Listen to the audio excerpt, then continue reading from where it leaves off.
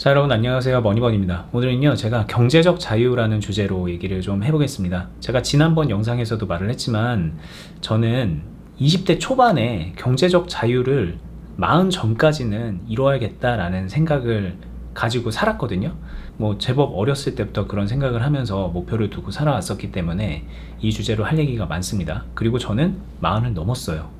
그래서 제가 경제적 자유를 이뤘는지 아닌지는 예전에 제 소개를 하면서 영상을 하나 올린 게 있으니까 같이 보시면 좋을 것 같고, 그거랑 별개로 또 제가 이제 그런 생각을 하던 때는 20대 초반이니까 그때 군 생활 하던 때거든요. 어렸을 때잖아요. 근데 어렸을 때 그런 생각을 하는 것과 지금은 저는 결혼 14년 차이고요. 그리고 슬하에 딸이 둘이 있습니다.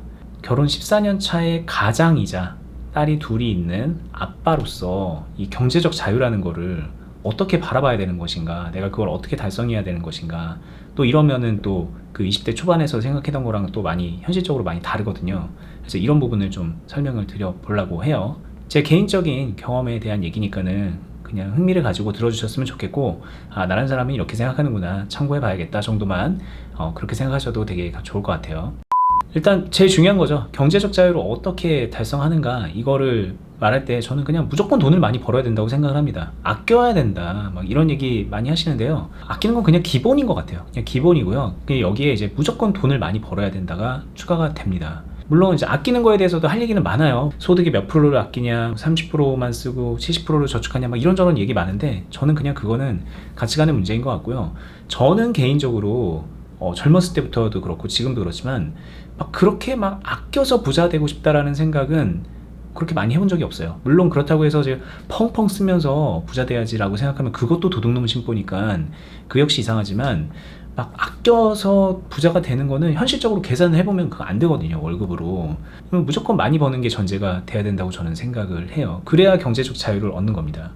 일각에서는 조금 벌어도 그냥 덜 쓰면서 살면은 그것도 경제적 자유다라고 말을 합니다. 틀린 말은 아니에요. 내가 300만 원을 그냥 꾸준히 그냥 일 안 하고 벌 수 있으면 은퇴하고서 300만 원씩만 쓰면 되는 거잖아요. 그러면 경제적 자유예요. 그리고 실제로 제 주변에 보면 그렇게 비슷하게 나름은 검소하게 사시면서 거의 경제적 자유에 가까운 삶을 사시는 분들도 있어요. 근데 저는 다시 말하지만 14년차 가장이고 딸을 둘을 두고 있는 아빠이기도 하잖아요. 이런 대한민국에서 살고 있는 평범한 가장의 입장에서 봤을 때는 덜 쓰면서 경제적 자유를 얻는다라는 거는 좀, 이렇게 말하면 좀 뭐하지만 좀 궁상맞다, 이런 생각을 해봅니다. 그래서 기본적으로는 많이 버는 게 충족이 되어야 경제적 자유도 얻을 수 있는 거다라는 생각이에요. 근데 그러면 얼마나 많이 벌어야 돼? 라는 생각을 해야 되는 겁니다. 여러분들 만약에 아직 20대거나 40이 안 됐다면 40에 내가 은퇴하기 전까지 얼마를 벌어야 되는 걸까? 라는 생각을 하셔야 되는데, 여기에 대한 것도 생각을 해볼게요. 사실 이 얘기를 하기 전에 많은 분들이 40 되기 전에 내가 자산을 뭐 20억을 만들어야겠다, 50억을 만들어야겠다, 100억을 만들어야겠다, 그러면서 이제 가지고 있는 돈에 대한 개념으로 은퇴 가능 여부를 판단을 한다던가 경제적 자유의 유무를 판단을 하려고 하는데, 맞는 말이지만 그거보다는 더 선행적으로는 내가 얼마를 벌고 있을 때 은퇴를 할 수 있을까, 이 생각을 해야 돼요. 여러분들 만약에 아직 30살이에요 10년 뒤에 이제 은퇴를 하고 싶은데, 그럼 40살 때 얼마를 벌어야지 은퇴를 할 수 있을까? 저는 그런 생각을 들었어요. 한 500 정도를 일 안 하고 돈을 자본소득으로 벌어낼 수 있으면, 예를 들면 뭐 배당금을 받는다던가 월세를 500만 원을 받으면은 그러면 은퇴해도 되잖아 라는 생각을 20대 때는 하고요, 30살 때도 합니다. 그런데 그 생각이요, 살아보니까는 점차 희석이 되면서 그렇게 못하겠다라는 결론을 내리게 되더라고요. 왜? 나는 결혼 14년 차 가장이고 그리고 딸을 둘 둔 아빠이기 때문에, 자녀가 있기 때문에 500만 원으로 내가 은퇴를 해서 나야 편하게 살 수 있지만 우리 가족이 그걸로 편안하게 살 수 있을까? 우리 딸들이 나중에 공부를 할 때도 돈도 더 필요할 거고, 그런데 그게 가능한가? 이런 생각을 하게 되는 겁니다. 딸을 낳기 전부터도 자기 씀씀이에 따라서 나는 좀 잘 살고 싶은데, 잘 산다는 거는 많은 거를 좀 누리면서 살고 싶은데 근데 500만 원으로는 좀 힘들지 않을까, 이런 생각을 자연스럽게 하게 돼요. 그리고 아이러니하게 그런 생각이 언제 많이 드냐면, 내가 돈을 점점 더 많이 벌면 많이 벌수록 그런 생각을 하게 됩니다. 예를 들면 내가 월급이 현재 30살 때는 한 300만 원이에요. 월급에 300만 원이고 막 주식 같은 걸 해갖고 투자를 해서 한 달에 100만 원씩 벌고 있어요. 그러면 400만 원이잖아요. 그럼 이 400만 원으로 세상을 바라보는 관점과 시간이 지나가지고 주식해서 한 달에 막 1,000만 원, 2천만 원 벌고 있고 월급도 한 6, 700만 원 돼가지고 총 월 소득이 1,000만 원, 2천만 원, 3천만 원 이런 식으로 돼 있는 상태에서 세상을 바라보는 거는 굉장히 많이 차이가 있거든요. 그러니까는 사람이 이 누리기 시작하면은 이거를 쉽게 내려놓을 수가 없어요. 40살에 내가 은퇴를 하는 것까진 좋은데 은퇴를 하는 순간 내가 그동안에 벌어들였던 그 월급을 다 내려놔야 되는 거잖아요. 그럼에도 불구하고 나는 은퇴할 거야 라는 생각으로 파이어족을 외치지만 그거는 젊었을 때 얘기인 것 같아요. 제 기준으로는. 나이가 들면서 돈이 더 필요해지고, 그리고 이렇게 말하면 좀 되게 세속적이지만 돈 맛을 알고 이러면은 은퇴를 할 수가 없는 거예요. 내가 비록 주식을 해서 한 달에 한 1,000만 원씩 벌고 있어도요, 내 월급 500만 원을 포기하기가 어려운 겁니다. 왜냐면 청소득 1,000만 원하고 청소득 1,500만 원은 굉장한 차이가 있거든요. 자, 한 달에 그냥 뭐 좀 여유 있게 써서 1,000만 원 쓰잖아요. 그러면은 월급 총소득 1,000만 원인 사람은 저축을 할 수가 없고요. 미래가 없어요. 그런데 만약에 1,500만 원이면은 내가 1,000만 원을 써도 500만 원씩 저축을 할 수 있어서 1년이면 6천만 원이 모인단 말이에요. 이 엄청난 차이를 알게 되면은 그게 쉬운 선택은 아니에요. 다시 말하지만 좀 덜 쓰면 되잖아 라는 생각할 수 있는데 그게 말처럼 쉽진 않다. 그래서 경제적 자유를 이루려면 어느 정도를 벌어야 될까라고 했을 때 내가 일을 해서 벌어들이는 내 월급에 비해서 공 하나 정도는 더 붙어서 자본소득을 만들어내야 쿨하게 일을 그만둘 수 있지 않을까. 만약에 내가 40살 때 월급이 500만 원일 것 같아요. 그러면 한마디로 내 자본소득은 5천만 원이 돼야 된다는 거죠. 그래야 뭐 좀 티 안 나게 500만 원 떼더라도 5,500이냐 5천이냐는 사실 그것도 큰 차이지만 뭐 그 정도는 참아볼 수 있어 라는 생각에 은퇴를 하지 않겠냐는 거죠. 근데 이게 쉬워요. 한 달에 5천만 원? 그리고 말이 5천이지 내가 월급이 1,000만 원인 사람은 공 하나 더 붙이면 1억이에요. 월 1억에 자본소득을 만들어내는 게 쉽나요? 자본소득이란 것도 그 나름이에요. 주식도 마찬가지로 내가 그냥 돈 펑 넣어놔가지고 아무것도 안 해도 배당으로만 한 달에 1억씩 들어오는 사람이 있을 수 있는 반면에 돈이 많으면 그게 가능하잖아요. 근데 열심히 트레이딩 막 하고 단타 쳐가지고 막 머리털 빠져가면서 일해가지고 한 달에 1,000만 원씩 벌고 막 그런 사람도 있으니까 이거는 굉장히 많은 차이가 있는 거거든요. 부동산도 마찬가지로 막 발품 팔아가면서 열심히 막 임대업 하면서 막 화장실 고쳐가 주면서 월세 놓은 집에 막 그렇게 해가지고 몇백만 원 버는 것과 그냥 관리자 놓고서 내 손 아무것도 안 타고 나는 진짜 놀기만 하면서 그래도 직원들이 알아서 척척척척 해주고 막 그냥 내 밑에 관리자가 있어가지고 해주면서 나한테 몇백만 원씩 갖다 주는 거는 큰 차이가 있는 거거든요. 그러니까 자본소득이란 것도 결과적으로는 자본이 부족하면은 내 품이 들어가게 되는데 그 품을 생각했을 때는 경제적 자유라는 거는 점점 멀어지는 꿈이 되는 거죠. 자, 이런 이유들 때문에 제가 경제적 자유를 아직 달성하지 못한 것 같습니다. 좀 애매합니다 라고 얘기를 하는 거예요. 근데 생각해보면 내 삶의 경제적 자유라는 게 과연 올까? 이런 생각이 들어요. 하다못해 뭐 솔직히 뭐 이재용 같은 대단한 그런 기업 총수도 끝까지 일을 하잖아요. 깜빵까지 갔다 오면서 일을 한단 말이에요. 그런데 뭐 내가 뭘 어떻게 그런 거에서 자유로울 수 있을까? 이건 결국에는 내 삶의 태도와 철학의 문제가 아닐까. 내가 많은 것들을 내려놓을 준비가 되면은 지금이라도 할 수 있는 거고 10년 전에도 할 수 있었던 것일 것이고 그게 만약에 내가 내려놓을 수 없으면은 끝까지 붙잡고 있으면서 열심히 살게 되는 거다. 그냥 이런 결론으로 그냥 가는 거죠. 결국에는 경제적 자유라는 것보다는 우리가 추구해야 되는 거는 결국 그냥 현실적으로 경제적 풍요와 편리함인 거거든요. 경제적 풍요와 편리함. 이거를 잡아내는 게 결국 우리의 목표가 돼야 되는 거고 경제적 풍요와 편리함이 담보가 되어 있으면 파이어도 가능한 거예요. 삶의 가치관의 문제니까 그렇게 할 수 있는 거죠. 이번 시간에는 좀 그 얘기를 해볼게요. 제가 과연 이 경제적 풍요와 편리함을 이뤄내기 위해서 어떤 것들을 해왔는가 이 얘기도 또 간단하게 한번 해볼게요. 그리고 영상 마무리하겠습니다. 지금 제 영상을 계속 보시는 분들은 알겠지만 저는 주식 얘기를 계속 하고 있잖아요. 그래서 주식이 제 자본소득의 가장 중요한 파트입니다. 그 주식만 하는 게 아니라 부동산도 있어요.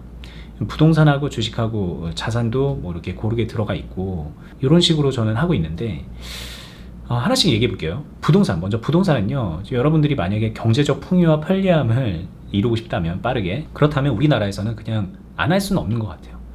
저는 솔직히 그냥 무조건 하는 게 좋다고 생각을 합니다. 왜냐면 우리가 살아가는 데 있어서 거주할 공간이 필요하고 그리고 그 거주 공간은 내 삶의 질과 진짜 다이렉트로 연결이 돼 있거든요. 우리가 목표가 그냥 궁핍하게 살면서 경제적 자유를 누리는 게 아니라 풍요로워지고 편리해지기 위함이잖아요. 근데 풍요로워지고 편리해지기 위해선 집이 필요하다. 그 집이 어떤 집이냐도 굉장히 중요하다. 이런 결론에 이르기 때문에 저는 부동산은 무조건 필요한 거고, 그리고 투자 가치로서도 지금 부동산 되게 많이 올라서 이제 폭락만 남은 거 아니야 라고 얘기를 하는데, 뭐 조정이 있을 수 있겠지만 부동산 가치가 계속 폭락만 한다라고 저는 절대로 그렇게 보지 않습니다. 이건 자본주의 논리에 맞지 않아요. 우리나라가 사회주의 노선을 채택하고서 뭐 그렇게 가지 않는 이상 저는 그건 말이 안 되는 얘기라고 생각을 하기 때문에, 부동산도 투자 가치적으로 봤을 때 많은 집중을 해야 되는 분야는 맞다고 봅니다. 그런데 문제는 뭐냐면, 젊은 분들은 거주의 편의성과 투자 가치라는 이 두 마리 토끼를 잡을 수 있는 그런 부동산을 골라서 지금 투자를 하기가 현실적으로 너무 어렵잖아요. 지금 최근 그 이전 정부에서 집값이 굉장히 많이 오른 상태이기 때문에 지금은 더 어려워진 상태잖아요. 그러면 남은 카드는 주식이라고 봐요, 저는. 주식은 내가 지금 돈이 얼마 없어도 계속 모아가는 돈으로도 얼마든지 만들어갈 수 있고요. 대세 하락 기간이잖아요. 이런 하락 기간에도 투자를 쉬지 않으면서도 계속 이 사이클을 이용해서 지금도 계속 주식으로 투자를 해나갈 수 있다고 봐요. 그러니까 이 말을 오해하시면 안 되는 게, 초보자분들이 지금 주식을 해서 계속 소득을 낼 수 있다 이런 게 아니라, 하락하는 사이클에도 타이밍에 국한되지 않게 지금부터 계속 나중에 오는 상승 사이클을 목표로 두고서 열심히 주식하는 행동을 계속 해나갈 수 있다라는 뜻으로 말씀을 드리는 겁니다. 그래도 괜찮은 투자처다라는 얘기를 하는 거예요. 물론 이 안에는 어떤 주식이냐, 뭐 이런 여러 가지 뭐 기술적인 것들을 뭐 기본적인 노하우를 알아야 되겠지만, 그런 게 어느 정도 수준에 올라가면은 주식은 매우 매력적인 투자처이다. 저는 솔직히 거의 유일하다, 부동산을 제외하고는 유일하다라고 생각을 하는데, 왜 그러냐면 대표적으로 코인 같은 걸 한번 얘기 들어볼게요. 어떤 분이 코인은 안 하시나요? 말을 하는데, 코인이 딱 보면 그냥 주식하고 비슷하죠. 근데 더 좋아 보입니다. 더 많이 오르고, 뭐 떨어질 때도 있지만 떨어지는 만큼 더 많이 오를 것 같고, 막 그런 기대감도 더 많이 주고, 그리고 주식은 여러 가지 제약에 많이 묶여 있는데 코인 시장은 그런 것도 별로 없고, 주식은 장 운영 시간도 9시부터 3시 반까지 이렇게 정해져 있는데 코인은 그냥 밤에도 막 할 수 있고, 그러니까 너무 좋은 것 같다는 거죠. 그리고 딱 보면 차트 같은 것도 이제 보면 되게 비슷하고 모양적으로도 비슷하니까 코인은 약간 주식의 업그레이드판 같다라는 생각들을 많이 하시는데, 저는 정말 반대입니다. 제 생각은. 저는 코인은 하지 않고요. 앞으로도 안 할 거예요. 아주 혁신적인 변화가 있지 않는 이상 저는 코인은 안 할 것 같은데, 이유는 하나입니다. 뭘 보고 하냐는 거예요. 코인이 실체가 없는 가상화폐이기 때문에 안 합니다, 이런 얘기가 아니에요. 주식은요, 기업의 경제활동을 베이스로 한 투자 심리가 모여서 만들어진 매매가 되는 그런 투자 대상이에요. 주식이란 거는 사실상 실체도 있고요, 그리고 예측도 어느 정도 가능하고, 예측 범위를 벗어나는 경우도 있지만 결국에는 가치에 수렴하는 그런 본질적 특성이 있습니다. 근데 코인은 제가 볼 때 가치가 없어요. 무가치하다가 아니라 가치를 평가할 잣대가 없습니다. 지금 현재 코인 가격이 고평가되어 있는 건지 저평가되어 있는 건지 알 수가 없어요. 오직 과거의 차트를 기준으로 해서 과거 고점 대비 얼마 빠졌네? 저점 대비 얼마 올랐네? 그냥 이런 거에 불과하다는 거예요. 알 수가 없습니다. 그래서 저는 그걸 알 수 있는 방법이 만약에 생긴다면은 조금이라도 고려를 해볼 수 있겠지만, 그 생기지 않을 특성이니까, 돈이라는 거는 그런 게 생길 수가 없거든요. 그렇기 때문에 저는 안 한다 이고요. 같은 이유로 저는 뭐 달러 투자라든지 금 투자라든지 그런 실물 자산 같은 통화 자산 같은 것도 되게 보수적으로 생각을 하고 있습니다. 어떤 분들은 뭐 금 투자는 안전한 거예요, 달러 투자는 지금 같은 때 이렇게 안전하죠, 막 이렇게 얘기하는데, 저는 그거 아니라고 봅니다. 가치 평가가 어렵기 때문에 정책적인 거에 따라서 굉장히 크게 변화하고, 그 변화의 폭은 사실상 무한하기 때문에, 그래서 제게 남은 현실적인 투자 대상이 주식이 되는 거예요. 그리고 부동산. 이 두 가지를 그냥 안고 앞으로 제가 얼마나 살겠어요? 뭐 100년 더 살겠습니까? 현대 의학기술이 좋아진다고 해봤자 제가 한 60년 정도 더 살겠죠. 그럼 60년 동안 이 두 개로 우려먹기에도 충분하다, 저는 그런 판단을 지금은 하고 있습니다. 나중에는 뭐 어떤 생각이 들 수 있겠지만, 뭐 지금은 그렇고요. 그러니까 주력, 내가 경제적 풍요를 얻기 위한 수단으로는 이 두 개면 충분하고요. 나머지 이제 재미에 따라서 뭐 미술품에도 투자할 수 있는 거고, 재미에 따라서 뭐 금 투자도 할 수 있는 거고, 골드바 같은 거 가지고 있으면 좋으니까 뭐 그럴 수도 있겠죠. 이제 그런 정도로만 생각을 하고 있는 겁니다. 여러분들도 그냥 제가 이렇게 얘기하는 게 만약에 합리적인 것 같다, 그런 것 같네 라고 생각이 들면은 제 생각을 따라오셔도 크게 손해보지는 않을 거예요. 대신 주식을 잘해야 됩니다. 부동산은 좀 다소 못해도 돼요. 그냥 좋은 입지, 내가 얻을 수 있는 최선의 물건을 잡아서 거주도 하면서 살면서 투자를 해놓으면은, 그러면 알아서 따라오는 게 부동산 투자라고 저는 생각합니다.